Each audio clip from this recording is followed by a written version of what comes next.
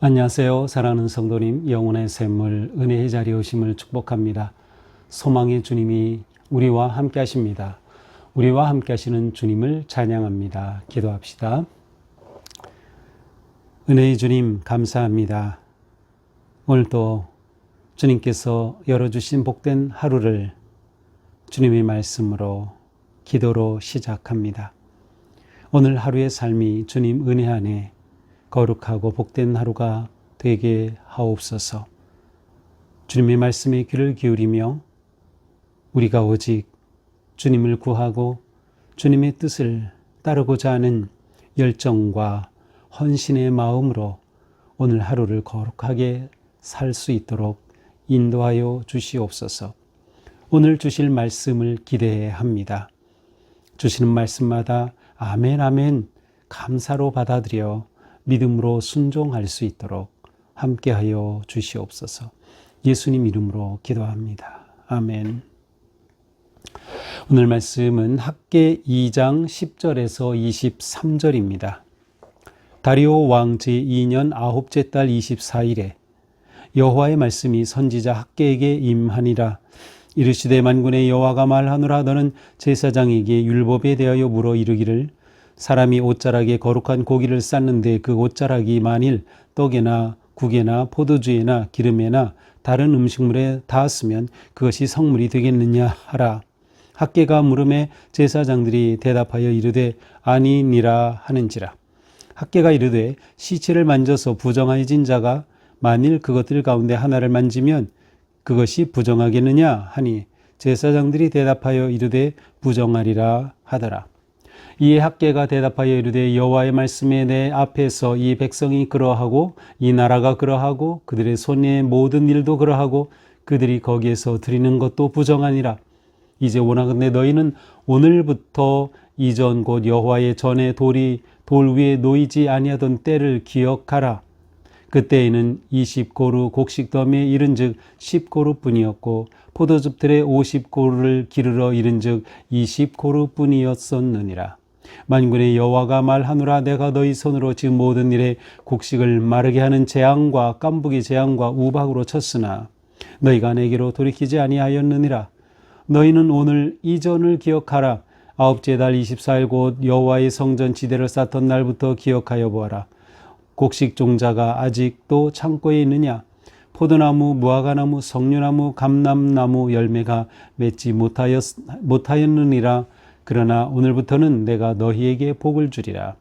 그달 24일에 여호와의 말씀이 다시 학개에게 임하니라. 이르시되 너는 유다 총독 스룹바벨에게 말하여 이르라. 내가 하늘과 땅을 진동시킬 것이요 여러 왕국들의 보좌를 엎을 것이요 여러 나라의 세력을 멸할 것이요 그 병거들과 그 탄자를 엎드러 뜨리니 말과 그 탄자가 각각 그의 동료의 칼에 엎드러지리라.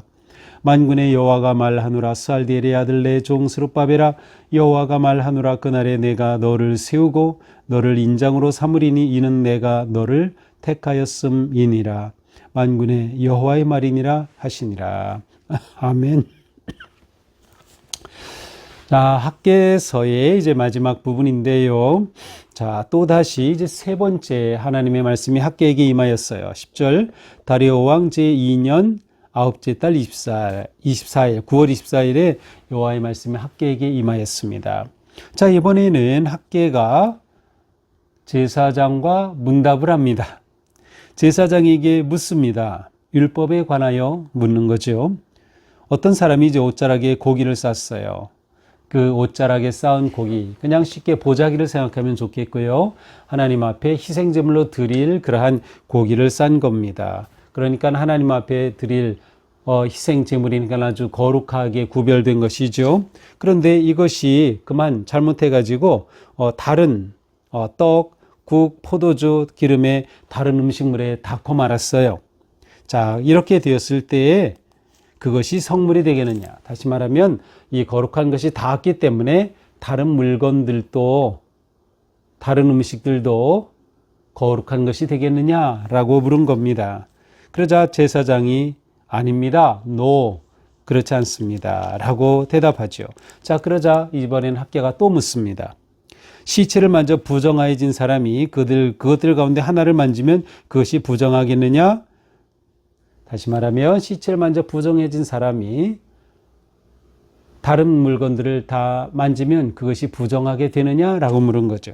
그러자 제사장들이 네, 부정하게 됩니다. 라고 대답합니다. 자, 이것은 무슨 의미일까요? 자, 거룩한 것이 닿았다고 해서 거룩이 전염되는 것은 아닙니다. 거룩이 저절로 옮겨가는 것은 아니에요. 거룩은 오직 하나님께서 거룩하다 하실 때, 하나님이 정해 놓으신 그것에 합당할 때만 거룩한 것이에요. 어쩌면 이것은 이스라엘 백성들이 하나님의 성전을 세우는 것은 제쳐놓고 자기들의 일에만 힘썼어요. 그러면서 그들은 하나님 앞에 제사를 드리니까, 하나님 앞에 우리는 헌신하였으니까 라고 하면서 자기들의 일상에 집중하는 그것, 그러면 그것이 거룩하게 될 것 같으냐라는 의미로 볼 수도 있고요. 아니면 이미 부정해진 것에 거룩이 닿음으로 인해서 이것이 거룩해지지 않는다고 하는 것은 그들이 거룩함을 온전히 지켜내지 못하고 그들이 택함받은 백성이라고 하는, 아니면 우리는 하나님을 예배하는 그러한 거룩한 백성이니까 우리가 살아가는 삶의 세상의 것들도 다 저절로 거룩하게 되는 것처럼 생각하고 있는 잘못된 것을 지적하는 거죠. 자, 여기서 중요한 초점은 거룩은 사실은 어떤 형식이나 제의가 아니라, 의식이 아니라 삶과 관계된 것임을 말하는 것이에요. 아주 중요한 거죠. 삶. 그러니까 이렇게 질문 형태로 한 다음에 결론이 뭐예요? 14절이에요. 학계가 대답하여 이르되 여호와의 말씀에 내 앞에서 이 백성이 그러하고 나라가 그러하고 손의 모든 일도 그러하고 그들이 거기에서 드리는 것도 부정하니라. 자, 이스라엘 모든 백성이 다 부정해졌다는 거예요. 나라가 부정해졌어요. 하는 일들 자체도 다 부정해졌다는 거예요. 거기에서 드리는 것, 심지어 그들이 하나님 앞에 제물로 드리는 것까지도 다 부정해졌다는 것이죠. 이스라엘 가운데 부정이 완전히 퍼진 상태, 거룩한 백성으로 세워지고 거룩한 예배와 제사로 하나님 앞에 구별되어야 할 그들이 완전히 부정으로 물들어 버린 상태를 드러내기 위해 이렇게 제사장과 문답 형태로 대화를 나눈 것이에요. 부정한 것은 다른 것에 닿으면 부정해집니다. 부정은 전염되는 것이에요. 그러나 거룩한 것은 다른 것에 닿을 때 다른 것이 거룩해지는 게 아닙니다. 거룩은 구별된 것으로 지켜져야 되는 거예요. 거룩한 것은 구별될 때에라야만 거룩한 것이고, 부정한 것은 닿기만 해도 다 부정해지는 것이죠. 이렇게 하여 이스라엘에 부정이 다 퍼지고 말았어요. 다시 말하면 이스라엘에서 거룩함이 상실되었다. 모든 백성이, 나라가 다 부정해지고 말았던 것이죠. 그것은 거룩한 백성으로 살아야 할 그들이 거룩을 잃어버렸음을 드러내고 있는 것입니다. 자, 이러한 상태에서 하나님께서는 뭐라고 하십니까? 15절, 너희는 오늘부터 이전 곧 여호와의 전에 돌이 돌 위에 놓이지 아니하던 때를 기억하라. 자, 오늘부터 해서 이전에 어떤 일이 있었는지, 특별히 성전이 다 무너지고 돌 위에 돌도 남지 않은 그러한 하나님께서 심판하신 그때를 기억하라는 것이에요. 그때 하나님이 심판하시니 성전이 다 무너졌고 뿐만 아니라 그들의 삶이 어땠어요? 16절, 고루 20고루 곡식더미 이른즉 10고루 뿐이었고, 곡식을 심었는데 20을 거둘 줄 알았는데 10밖에 못 거둬요. 또 포도주 즙 틀에서 50고루를 얻을 줄 알았는데 20밖에 얻지 못해요. 흉년과 재난이 임한 것이죠. 17절에도 계속되고 있어요. 너희 손으로 지은 모든 것에 곡식을 마르게 하는 재앙, 깐부기 재앙, 우박으로 쳤으나, 하나님께서 너희를 이렇게 쳤던 너희의 지난 일을 기억하라, 돌이켜보라는 거예요. 지난 일을 돌이켜봐라. 이러한 재난과 재앙과 일들이 어떻게 왔느냐 생각해 보라는 거예요. 그 원인은 무엇입니까? 17절 너희가 내게로 돌이키지 아니하였느니라. 그들이 돌아볼 때 우리가 이때 하나님께로 돌이키지 않았구나 라는 것을 깨닫게 하시는 거예요. 그래서 돌아보라는 거죠. 돌이켜보라는 거예요. 지난 날들을 돌이켜보라는 거예요.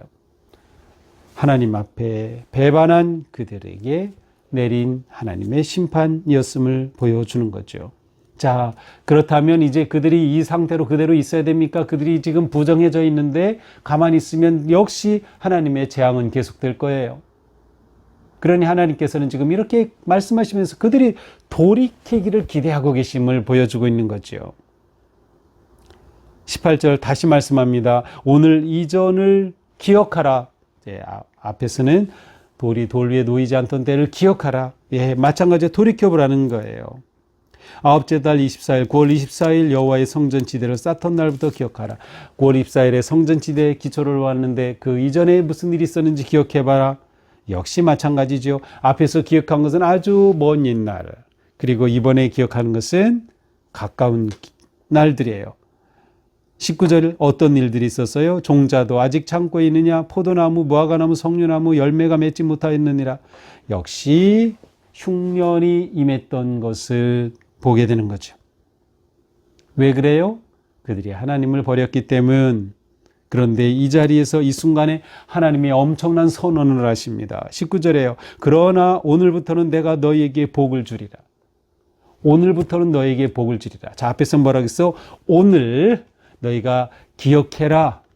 그들이 기억하고 돌이키면 오늘 복을 주시겠다. 그러한 의미예요. 돌이키면 복 주시겠다. 이 약속이죠. 그들이 부정해진 것으로부터 돌이키면, 거룩을 회복하면 단지 성전 건축의 문제가 아니라 너희들의 삶의 문제다. 너희가 더러워진 것이 문제다. 그러니 성전의 기초를 넣는 이날 너희가 돌이켜 성전의 회복과 함께 너희의 삶이 회복이 되면 하나님께서 복을 주시겠다는 약속입니다. 성전을 세움과 삶의 거룩해짐이 묶여 있음을 볼 수 있습니다. 하나님은 이스라엘 백성들이 단지 성전을 세운다는 것, 그것만 가지고 그들이 다 거룩하게 저절로 된다고 하지 않으셔요. 앞에서 그들은 성전 세우기를 게을리하고 다 제쳐두고 자기들의 집 세우는 데만 관심이 있었다고 책망받았죠. 그래서 이제 그들이 성전을 세우려고 이렇게 기초를 놓을 때 하나님은 너희가 건물 세운다고 건물이 저절로 너에게 복을 가져오는 게 아니다. 너희의 삶이 거룩하게 회복돼야 된다 라는 것을 가르쳐 주시는 겁니다. 여호와의 말씀이 학개에게 네 번째로 임합니다. 20절이에요. 그러니까 세 번째 임한 것도 9월 24일, 네 번째도 9월 24일 같은 날 여호와의 말씀이 두 번 또 이렇게 임한 것이에요. 마지막 임한 네 번째 말씀 뭡니까? 이 내용은 열방을 향한 심판입니다. 하늘과 땅을 진동시킬 거고 여러 왕국들의 보좌를 엎을 것이다. 그 탄자도 엎을 것이다. 칼에 엎드러질 것이다. 역사의 주관자 되시는 하나님을 드러내시는 거죠. 그러면서 마지막 23절에 스룹바벨에게 놀라운 말씀을 주셔요. 내 종 스룹바벨아, 내 종 스룹바벨아, 여호와가 말하노라. 그날에 내가 너를 세워주겠다. 너를 높이 세워주겠다. 너를 인장으로 삼겠다. 왕의 옥새와 같이 귀한 존재로 삼겠다. 이는 내가 너를 택하였습니다. 너를 내가 뽑아 택하였다. 여호와 만군의 여호와의 말이니라. 자, 여기서 너를 인장 삼겠다는 것은 무엇일까요? 인장, 왕의 옥새, 모든 것에 가장 최고의 권위를 부여하는 거죠. 그렇다면 스룹바벨에게 하나님께서 이 모든 권한을 주셨고 그가 존귀하게 될 것임을 말씀하시는 거겠죠. 그러나 학자들은 여기서 또 더 나아가서 인장으로 삼겠다라는 것은 하나님께서 다윗의 후손인 이 스룹바벨을 통하여 진정한 다윗의 후손 메시아에 오실 것을 확증해 주시는 예언으로 보기도 합니다. 오실 메시아에 대한 보증을 해주시는 것이라고 해석하는 것이죠. 이것도 하나님이 주시는 또 하나의 희망적인 메시지로 우리는 받아들일 수 있겠습니다. 자, 이것이 오늘 말씀이에요. 오늘 말씀은 하나님께서 그들이 부정해진 것을 보게 하시고 그들이 오늘 돌이키면 내가 오늘부터 너에게 복을 주겠다라고 주시는 희망의 메시지예요. 오늘부터 복을 받는 길을 보여주시는 거죠. 어떻게 오늘부터 복을 받아요? 거룩함을 회복하는 것입니다. 우리의 예배가 회복이 되고 일상이 거룩하게 회복이 되고 우리의 시간도 거룩을 회복하고 우리의 내면이 거룩하게 회복되는 것이죠. 어떤 의식과 형식이 아니라 삶이 회복되는 것. 이것이 진정한 복을 받는 길이에요. 삶이 구별되는 거죠. 이게 진정한 거룩인 겁니다. 그러기 위해서는 어떻게 해야 돼요? 돌아보고 돌이켜야 하는 것입니다. 아, 내가 이렇게 죄를 짓고 이렇게 하나님을 버려서 이와 같은 일이 있었구나. 돌이키는 거예요. 하나님께로 방향을 전환하는 거죠. 그것이 복받는 길이 되는 거죠. 우리는 예수 그리스도의 십자가의 은혜로 하나님께로 돌이킬 수 있고 회개하고 하나님의 은혜의 길로 들어설 수 있는 거죠. 얼마나 놀라운 일이에요. 또한 우리는 약속을 바라보는 것이에요. 주님께서 너를 인장으로 삼겠다.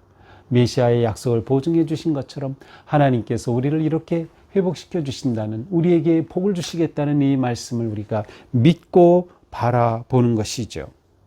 그리하여 거룩한 삶, 곧 하나님의 방식대로 살아가는 삶을 살게 될 때 우리의 믿음의 삶은 승리하게 될 것입니다. 여기서 우리는 특별히 그들이 돌이키고 회복되는 게 매우 중요함을 볼 수 있어요. 요즘 흔히 말하는 뭐죠?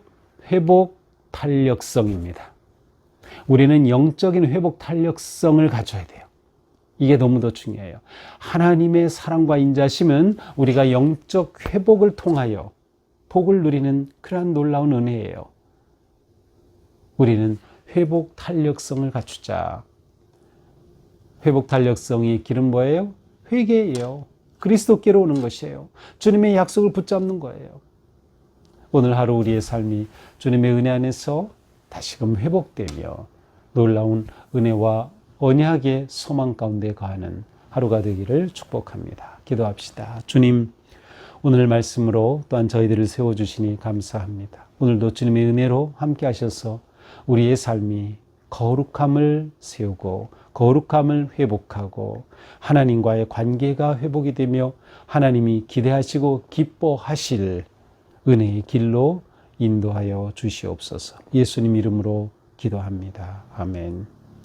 네, 오늘도 주님 은혜로 우리의 삶이 거룩한 은혜를 누리는 회복의 하루가 되기를 축복합니다. 사랑합니다.